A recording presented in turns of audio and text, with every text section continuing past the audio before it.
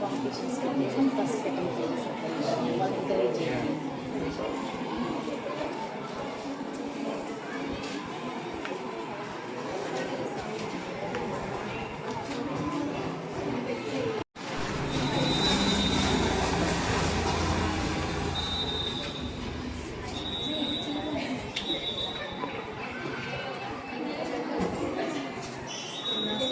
Rallies Savitri latest నుంచి పిల్లలు వచ్చారు.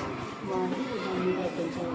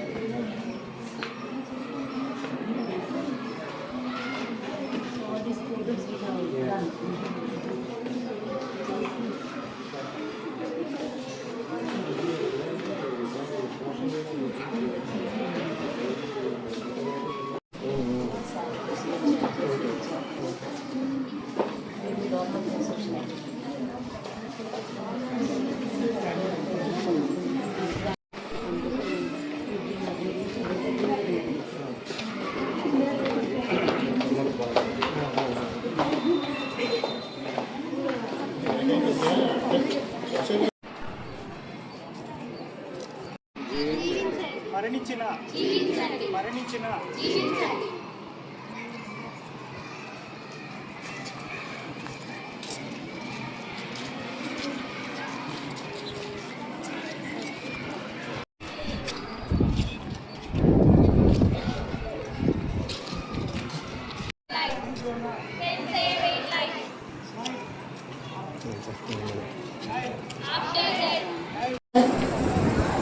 మా హాస్పిటల్లో డెత్ అవుతుంది, ఆర్గన్ మేము తీసుకోవడం లేదు. The organization should tell boss. ఇప్పుడు నేను రమేష్ హాస్పిటల్లో ఉంటాను, వాళ్ళకేమో కానీ నేను తీసాక నాకు ఇస్తానండి కూడా.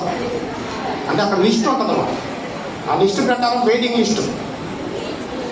లిస్టులో 1 lakh మంది ఉంటే 1 lakh పీపుల్ వెయిటింగ్ లిస్ట్లో ఉంటే రోజుకి 15 మంది చచ్చిపోతారు. అంటే ఆర్గాన్ వచ్చే లోపల చాలా చక్కగా కూడా వివరించారు. Thank you so much sir. అలానే మన Nirmala college of pharmacy Pamula Reddy principal sir గారికి, అలానే correspondent secretary Nirmala Jyothi madam గారికి, ఇక్కడ Nirmala college faculty sir Naresh గారికి, ఇక్కడికి వచ్చేసిన స్టూడెంట్స్ అందరికీ కూడా నా హృదయపూర్వక నమస్కారాలు.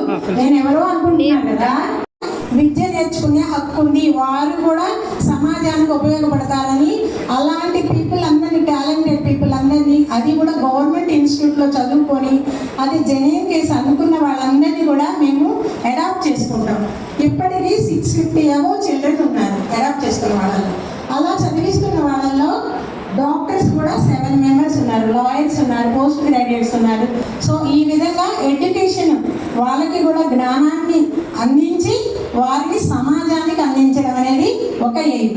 సెకండ్ ఎయిమ్ వచ్చేసి ఆర్గాన్ డొనేషన్ మీద, అవయవ దానం మీద అవగాహన సదస్సులు నిర్వహించడం. యాక్చువల్గా ఆగస్టు 3rd వచ్చి జాతీయ అవయవదాన దినోత్సవం, అలానే ఆగస్టు 6th వచ్చి జాతీయ అవయవదాతల దినోత్సవం, అలానే ఆగస్టు 13th అంటే నిన్న ఇది అంతర్జాతీయ అవయవదాతల దినోత్సవం.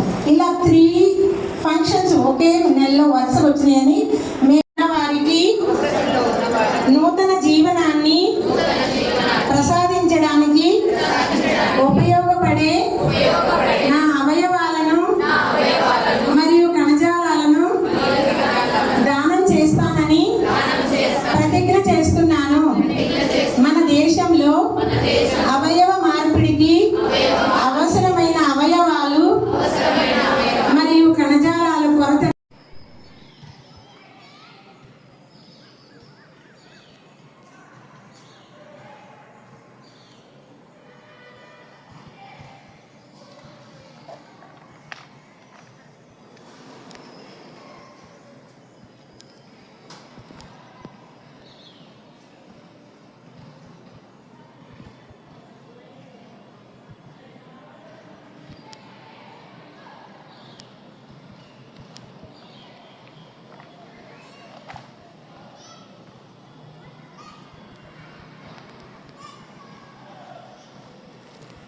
నీ ఫేస్ కనబడట్లా.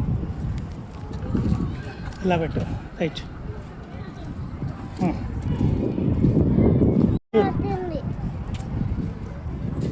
చూడు.